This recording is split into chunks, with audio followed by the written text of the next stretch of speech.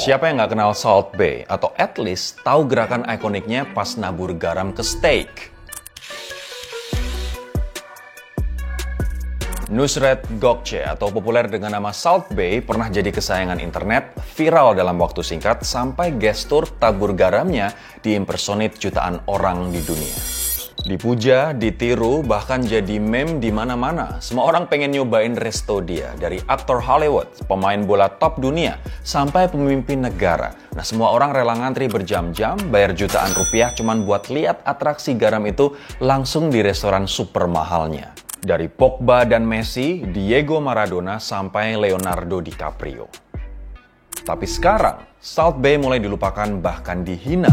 Restorannya tutup satu persatu, digugat karyawannya sendiri, sampai mengais-ngais popularitas dan malah jadi parasit para selebriti. Gue bakal bahas lengkap di sini tentang bocah 13 tahun yang ngejar mimpi, tercapai dengan luar biasa, lantas digugat dan mulai dilupakan dunia.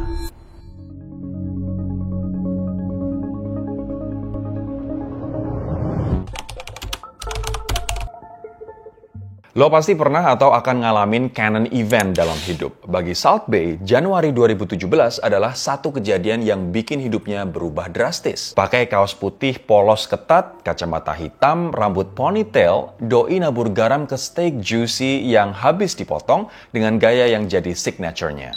Guys, internet emang suka misterius. Video berjudul Ottoman Steak berdurasi 36 detik di Instagram itu langsung dapat 2,4 juta views dalam waktu 48 jam. Di hari kedua bahkan Bruno Mars sempat nge-tweet tentang Salt Bae. Nah, per video ini dibikin, kontennya udah ditonton 16,9 juta kali dan jadi meme internet. Hashtag Salt Bae jadi trending worldwide. Nah, sebelum terkenal, hidup Salt Bae sebenarnya udah mapan. Jauh membaik dari kondisi masa kecilnya yang keras dan penuh kekurangan. So, gimana dia bisa viral sebelum jatuh dalam waktu sekejap? Apa ini bukti kalau sesuatu viral dan cepat naik bakal jatuh juga dalam waktu singkat? Sebelum paham gimana dia bisa jatuh, kita perlu tahu perjalanan dia dari bawah. Nusret Gokce lahir tahun 1983 di keluarga miskin di Erzurum, Turki. Bapaknya pekerja tambang, tapi nggak cukup untuk hidupin satu keluarga dan biayain sekolah anak-anaknya. Usia 13 tahun, Nusret terpaksa putus sekolah dan mulai kerja sebagai anak magang, tukang potong daging di Istanbul, Turki. Coba lu bayangin, bocah 13 tahun udah harus kerja keras di toko daging, belajar motong daging, ngelayanin customer, dan jadi tulang punggung keluarga.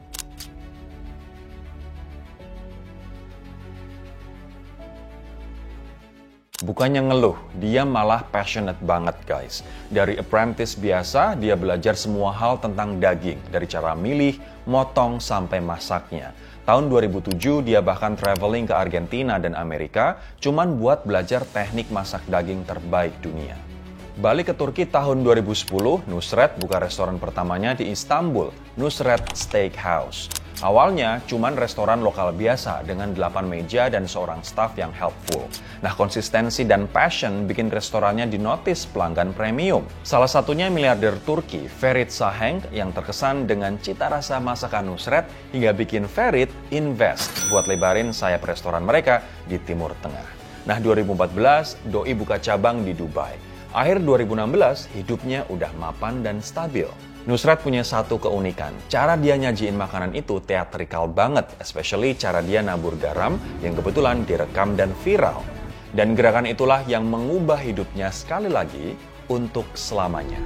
Nah, sekarang tinggal siap atau enggak untuk viral atau dapat spotlight satu dunia. Gua rasa Salt Bae nggak siap sama sekali.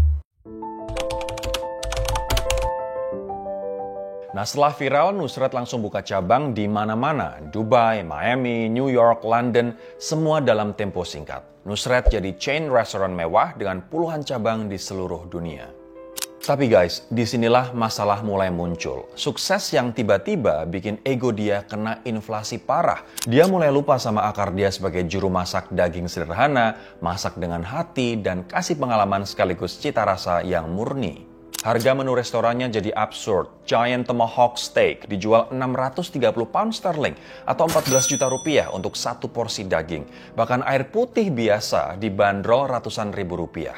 Nah, salah satu signature menunya, steak berlapis emas 24 karat, dibanderol seharga $1.800 atau 30 juta rupiah ditambah pajak. Yang lebih parah, dia mulai anti kritik, tone deaf, dan malah share bill customer ke Instagram seolah-olah jadi trofi. Bill $100.000, $200.000, semuanya dipost dengan bangga. Netizen mulai sebel, ini restoran apa pamer kekayaan sih? Masalahnya banyak review yang bilang kalau Resto Salt Bae itu overpriced, banyak gimmick, dan boring. Sampai beberapa review nyebut restonya sebagai resto terburuk di kota itu. Dari dikunjungi selebriti, musisi, dan pesepak bola top dunia, banyak restoran dia akhirnya sepi peminat dan tutup. Review-review buruk itu cuman sebagian kecil guys, yang jadi penyebab kejatuhannya. Alasan lainnya bikin lo geleng-geleng kepala. Tahun 2018, reputasi Salt Bae mulai retak parah. Pertama, di restoran Miami-nya terjadi kebakaran saat lagi ada perform atraksi.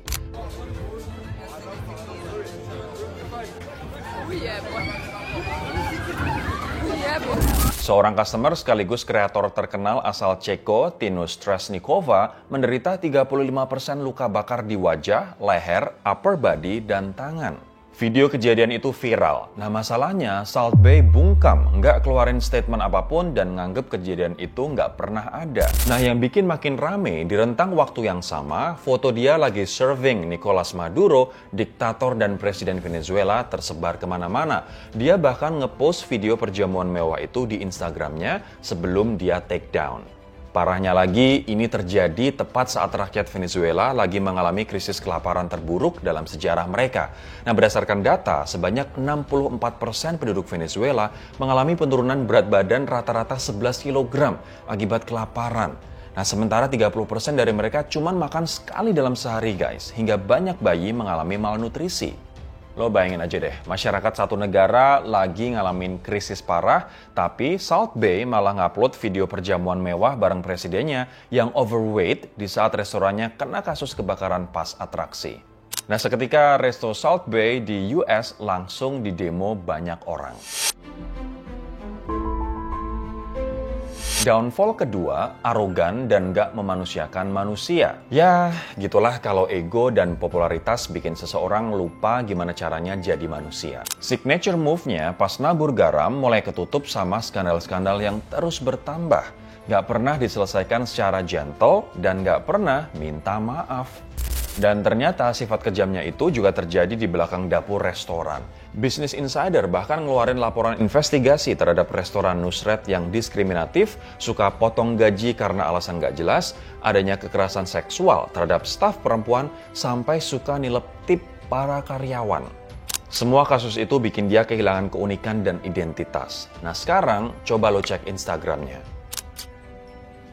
Isinya kalau nggak pansos sama artis dan pemain bola, ya jadi model, pamer badan, pokoknya apapun dilakuin untuk mengais engagement dari internet. Nah, downfall ketiga, kehilangan identitas dan jadi parasit. Dia mulai nyoba cara lain buat stay relevant, padahal awalnya terkenal karena skill masak dan passionnya soal daging. Nah setelah kontroversi bertubi-tubi, Salt Bae udah nggak jadi chef yang dikagumi. Dia berubah jadi parasit selebriti yang desperate banget buat tetap relevan. Di berbagai acara, dia maksa foto sama selebriti. Nah puncaknya saat World Cup 2022, dia nekat masuk lapangan tanpa izin, maksa pegang trofi, dan ganggu perayaan pemain Argentina. Narik lengan Messi sampai Messi kelihatan gak nyaman, cium trofi Piala Dunia, rangkul-rangkul pemain lain saat mereka merayakan momen juara. Sementara Salt Bae bukan siapapun dan gak punya andil apapun di situ.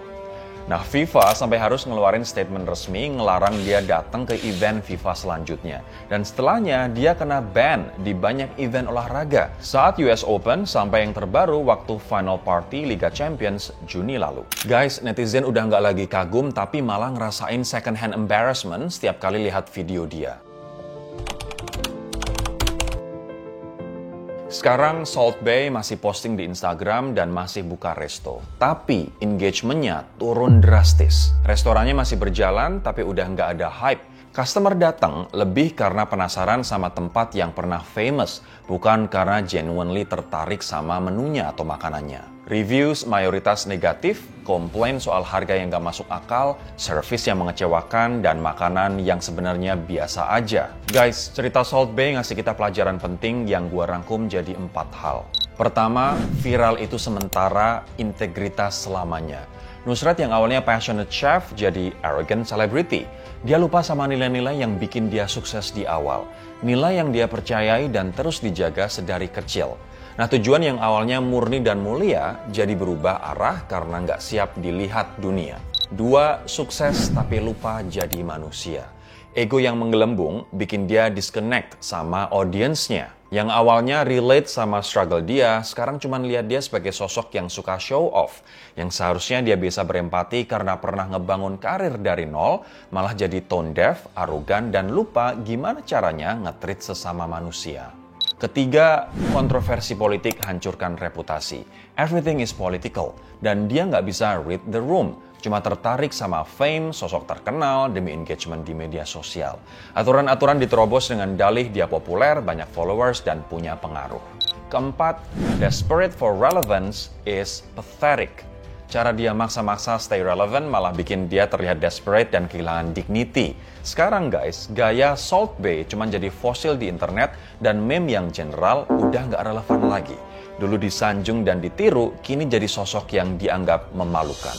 Sekarang dia jadi reminder buat semua konten kreator, public figure, atau bahkan buat gue dan kalian semua yang nonton ini.